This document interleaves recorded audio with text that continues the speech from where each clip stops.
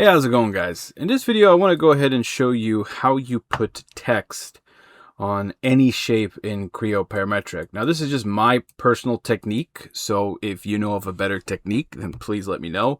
But this technique I have found works very well for me in my application. Now, this is a request from someone, so I figured why not make a video and throw it out there in the world for everyone to see.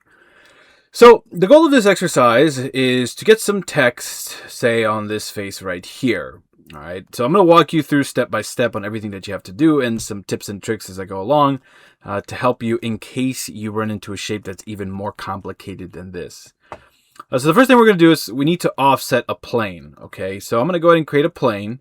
You don't have to do this, but it does help with the placement of the text, and visual wise it does help. I'm going to go ahead and put a plane, let's say tangent to this face, and it has to be parallel with this plane here, which is the front plane. So I'll set it over to parallel like so. Now on this plane, I'm going to go ahead and sketch. So the sketch is really just going to consist of a line. Okay, now I'm only dimensioning the line because I'm rather picky on that. So I'll say that this is 100 millimeters. And, you know, the center of it is coincident with the vertical. And from the base of it, let's say that that's, I don't know, 125. Okay, so that looks pretty good to me. Now, once you have this, we're going to go ahead and place the text on this curve. So I'm going to go ahead and activate the text tool here.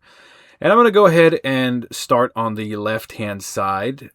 Point, click, go up, click, and this establishes the height of the text. So, for example, I'll dump in howdy, right? So you can see that obviously my text extends a little bit too far. But of course, this would be where you modify the parameters if you need it to be a certain size. I am going to say place along a curve here, and I'm going to go ahead and select this horizontal curve that is 100 millimeters. Now, you're probably asking yourself, well, what exactly does that even do? It doesn't really seem to do anything. Well, in this case, it doesn't really do much visual-wise yet, but if you had, say, an arc, it would place the text along the arc. But it also allows you to control how it is aligned. For example, right now, horizontally, it seems to want to align itself to the left. Well, I can drop this down, and I can choose center, and you can see that it centers itself on that 100 millimeter line. The same thing is true for the vertical. Maybe I want it in the middle. Well, you can see that it centers itself on the line. So this is going to be good enough for me. I'll go ahead and hit OK. Now, it's very important that after you place your text that you convert this 100 millimeter line to a construction line. Now, you're going to see why in a second, but you definitely need to do that. Otherwise, it is going to give us an issue. Now we're going to go ahead and hit OK. And we're going to go ahead and project this sketch onto the cylinder. So in order to do that, simply come over here and execute the project command. And we're going to project it onto the surface there like so. And there you have it. It is absolutely perfect. So now we're going to go ahead and divide this surface. Now, before certain versions of Creo, and I forget what versions they were, you were not allowed to split a surface into multiple entities using a curve or a sketch. I'm using Creo 10, and in Creo 10, they very clearly allow you to do that. So to do that, you actually have to come over here to the split function located in the editing section. And then there's a command here called divide surface. Once you use divide surface, you're going to go ahead and change this from divide by sketch to divide by chain, because this isn't a sketch, right? This is a set of curves that are projected. The surface is going to be the cylindrical surface on the outside, and the chain, of course, I don't feel like sitting here and picking them one by one. Quite frankly, I'm not getting paid by the hour here, so what the hell are we doing, right? So if I go over into the details function here, I can say that I want to do a rule-based selection. Now, a lot of people don't know that this even exists, okay? So use this to the fullest extent that you can. You're going to find that details button in a lot of commands. Make sure that you use it. All it really is just a rule-based selection. Do you want to select tangent curves, complete curves, partial curves, or all curves and feature? If I have any NX users here, then you probably know this as the rules, right? Tangent curves, face edges, etc., etc.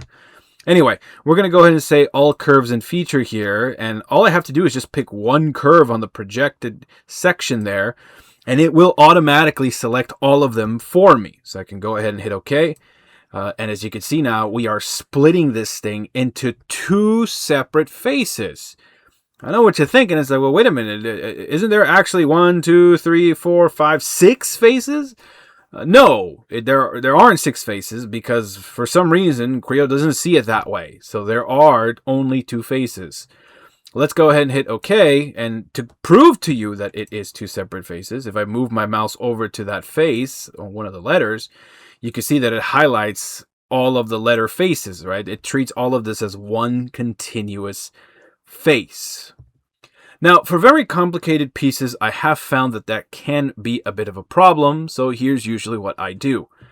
After splitting this off into its own separate face, usually what I do is I come over here to the split function again, but this time you're going to use separate surface region. Now, how does this differ from split face, the one that we just used?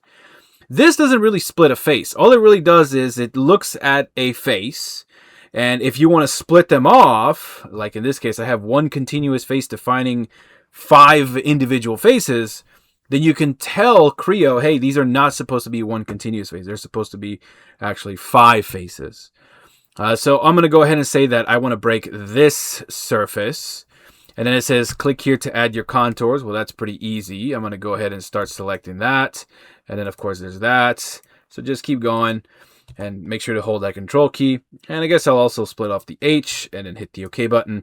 And now you should see that they are separate faces. Okay, now this helps primarily for complicated pieces of geometry.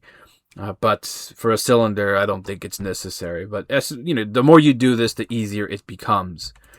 And so now really the question is, well, what the hell do we do with this, right? What can we actually do? We just did a very fancy, split and all this other crap.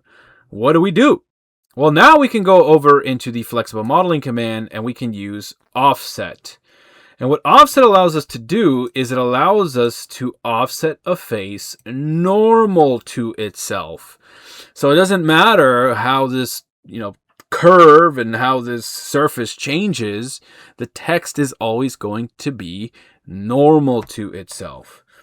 So for example, if I want to push the text out, all I have to do is just give it a positive number there. And you will see that it definitely pushes the text out. If I flip the vector, then you will see that it also removes material. See that? Now, this doesn't just apply to text as well, right? You can do this for logos, decals, whatever. I've used this for some pretty interesting things, and it works very, very well.